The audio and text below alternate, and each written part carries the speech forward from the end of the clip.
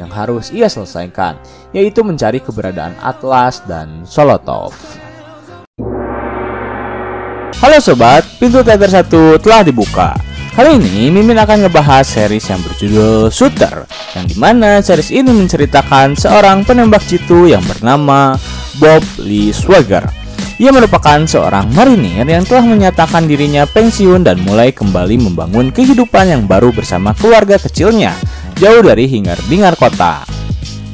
Lalu pada suatu hari temannya datang menemui Bob.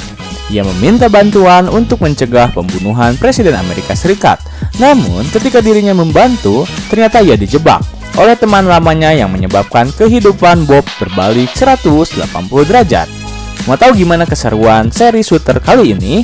Tanpa menunggu banyak lama, mari kita mulai intronya.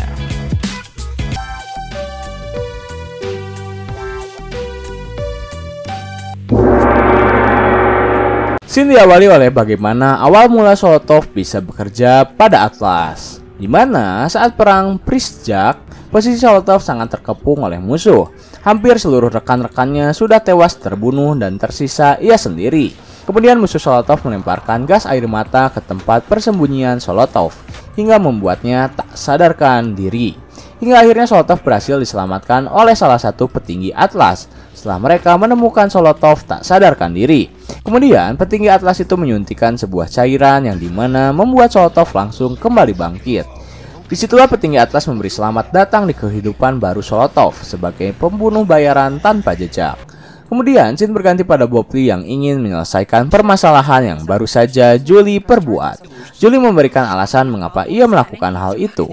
Pertama, karena pria bernama Bowie Nick membuatnya kesal. Serta kedua, ia merasa tak bisa mengendalikan emosinya setelah apa yang ia alami sewaktu di Frankfurt. Akhirnya Bob Lee pun mencoba menenangkan dan berkata jika mereka akan menyelesaikan masalah ini bersama. Namun yang terpenting ia harus menyelesaikan masalah utamanya terlebih dahulu, yaitu Sholotov. Scene beralih pada Memphis dan Jeffrey yang kembali membujuk Theo untuk mengatakan nama yang telah menyuruhnya untuk mengganggu kejiwaan Xander. Theo tak mau memberikan nama tersebut karena ia tak memiliki jaminan yang aman meskipun dari pemerintah. Tetapi ia mengatakan jika cerita yang Xander katakan adalah benar. Dimulai dari cerita CIA menjual heroin serta Atlas yang mengirim Sholotov untuk membunuh istri Mullah dan berpura-pura sebagai dokter PBB. Hal itu mereka lakukan karena istri Mullah banyak mengetahui hal dan mungkin bisa saja ia akan membuka mulutnya. Kembali ke Bob Lee, di mana ia mendapat sebuah telepon dari pria yang diduga sebagai petinggi Atlas. Karena Bob Lee sudah menduga jika uang yang telah ia curi akan kembali dicari. Pria itu pun bertanya pada Bob Lee, apa yang akan ia beli dengan uang itu? Dan Bob Lee menjawab, Sholotov. Pria itu langsung tertegun. Kemudian ia menyuruh Bob Lee untuk tetap menyalakan ponselnya dan tak lama Sholotov akan menelponnya.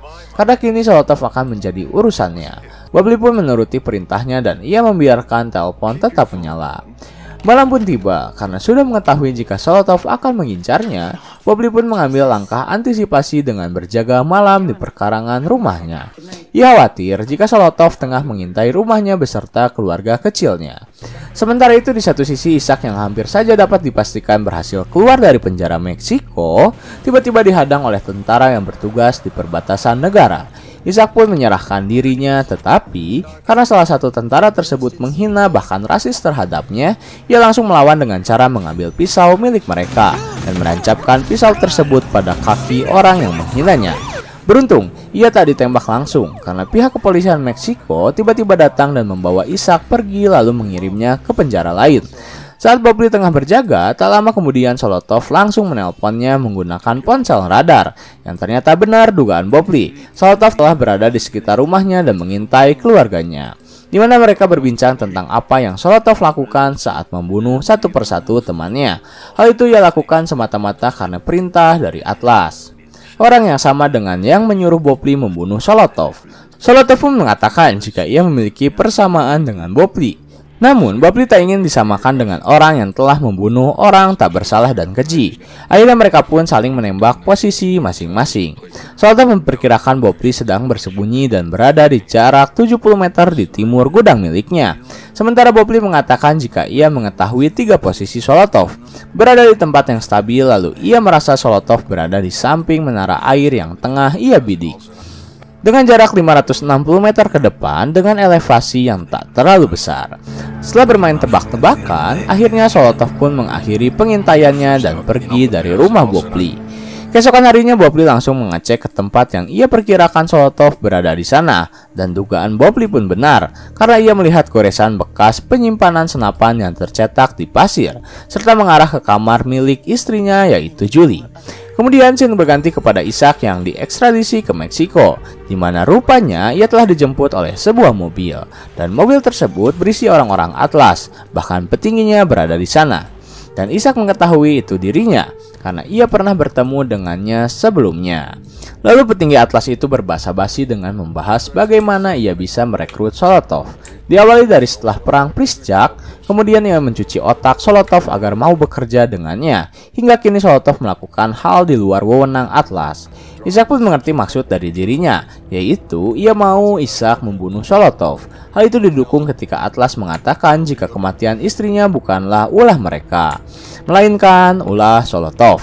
Akhirnya Isaac pun bertanya bagaimana ia bisa menemukan Solotov, dan Atlas menjawab, cari Bob Lee Swagger, dan kau akan menemukan Solotov. Kemudian scene berganti pada Julie yang akan menyelesaikan masalahnya sendiri, di mana ia pergi ke rumah Bowinnik.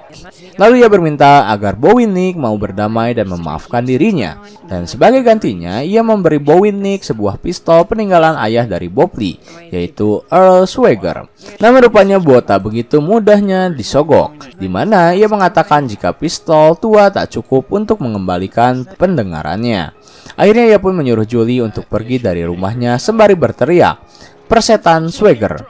Dan di satu sisi perbincangan mereka didengar oleh Solotov yang sedang merakit sebuah bom.